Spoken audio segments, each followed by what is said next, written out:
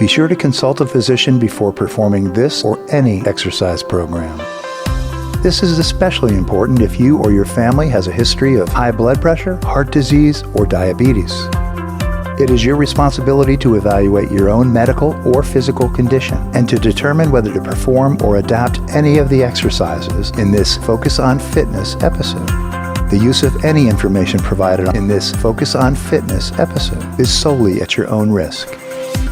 If you start to feel any pain or discomfort while exercising, stop immediately and contact your doctor or healthcare professional.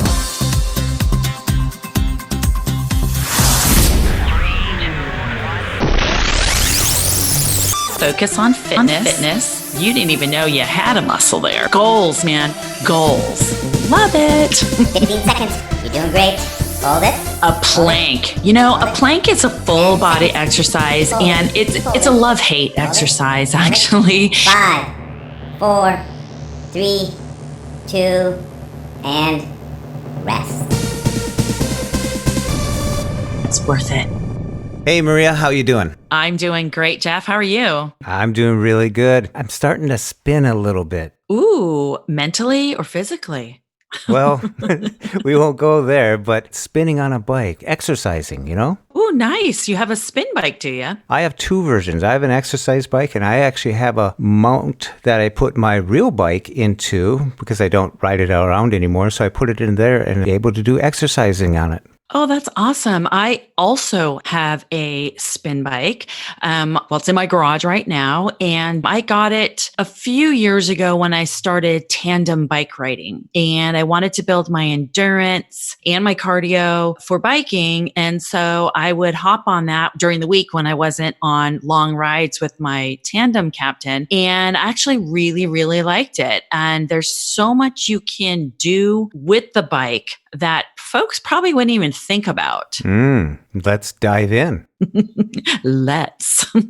I like getting on some headphones and listening to a book or listening to a radio station, podcasts, of course. It's something that you can do, and you can do interval training too. Like every once in a while, just get on and go, and then rest for a while, and then go. And you mentioned something that was really interesting, like if someone's doing it with the TV on, to concentrate when the commercials come on to change it up a little bit. Exactly. That's what I was doing for a long time, is that my spin bike was kind of in the corner of front family room. It has wheels on the front part of it, and you can tip it so you can roll it around. And I would drag it into another part of the house where there was a TV, and I would set it up there. And I would have a show that I was going to watch, and I would just pedal at regular tension for me and just get going on it, just get going. And then when a commercial came, I would tighten up that tension, which basically gives it more resistance. It's harder to pedal during each commercial. You dreaded the commercials,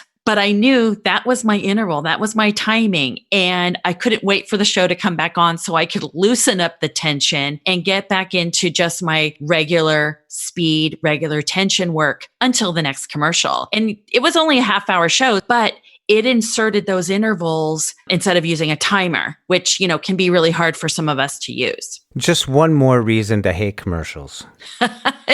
Exactly. No fast forwarding through the commercials on that. No cheating. You know, the important thing for me about spinning or using a bicycle, a stationary bike, I think we used to call them, is that it's just a personal thing. If I want to get on it for 20 minutes, and that's all I recommend people to do, is get on it for 20 minutes and see how you like it. Then come back, and as Maria was suggesting, you can increase the tension, the resistance to it, make it a little tougher to do, and then start increasing your time. But go through these, what I call interval training, which is doing two types of exercises in one. In this situation, it's the intensity that you're going to do the routine. So if you're just going along, warming up, and then after 5 minutes of warm up, just stand up on it and just go for 20 seconds, 30 seconds, and then sit back down. But then start increasing these intervals where you burst into either faster or more resistance, and, you know, just keep tabs on that. And slowly, after a few weeks, you'll be increasing that time and maybe taking a whole big show or a whole podcast or something.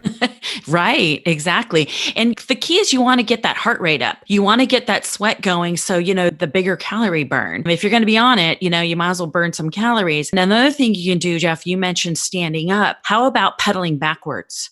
completely reversing the motion of your legs. So you do forward, just keeping regular tension, regular pace. And then that commercial or the timer goes off and you just kind of, whoa, put on the brakes, start pedaling backwards. Again, it could be at the same resistance, but you're completely changing the motion of your legs. The other thing we should point out here is form. You can get so lost into a podcast or a book or a good Netflix show, and all of a sudden you find yourself, you're slumping on the bike, right? Your back may start to hurt. Your shoulders may start to hurt. It's really, really important to stay cognizant of your form and to keep your body strong. And if you feel like you need to regroup, what I would suggest, and Jeff, you and I have talked about, this is what we do when we're on our bikes, is you sit up, get off of those handlebars, sit straight up, roll your shoulders back, roll them forward, shake out your arms, shake out your wrists, that kind of thing. And once you feel a little bit looser, get back down on those handlebars, but stay strong. Keep those shoulders up,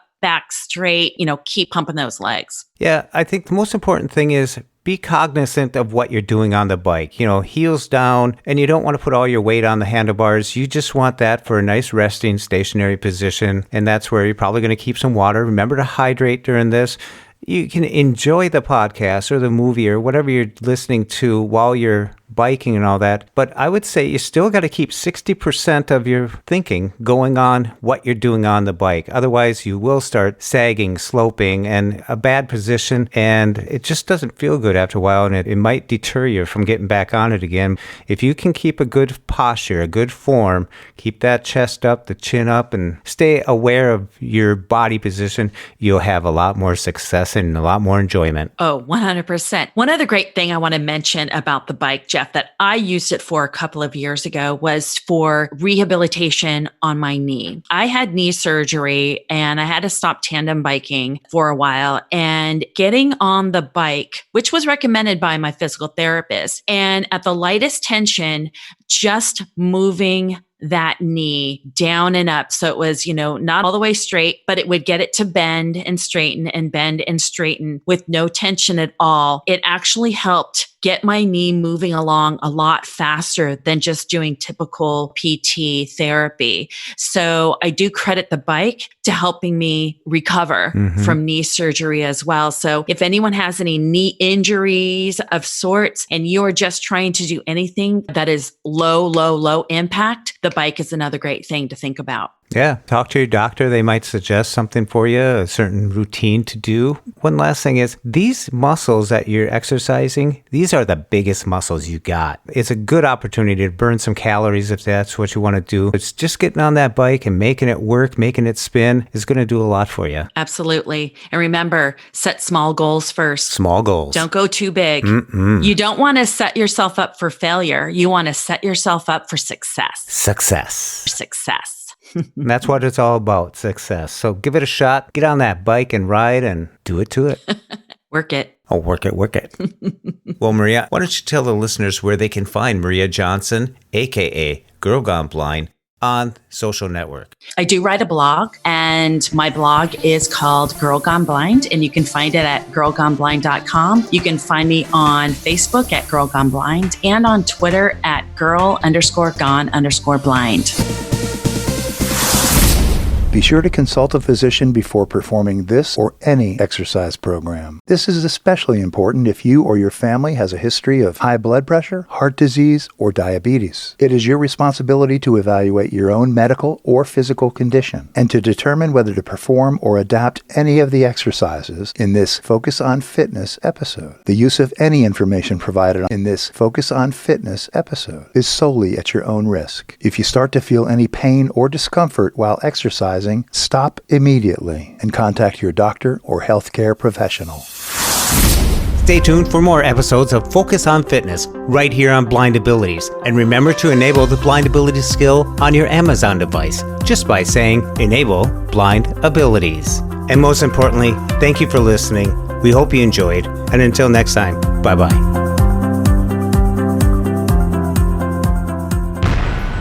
When we share what we see through each other's eyes, we can then begin to bridge the gap between the limited expectations and the realities of blind abilities. The realities of blind abilities.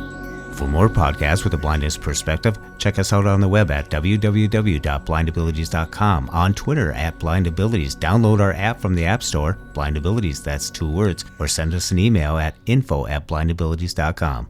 Thanks for listening.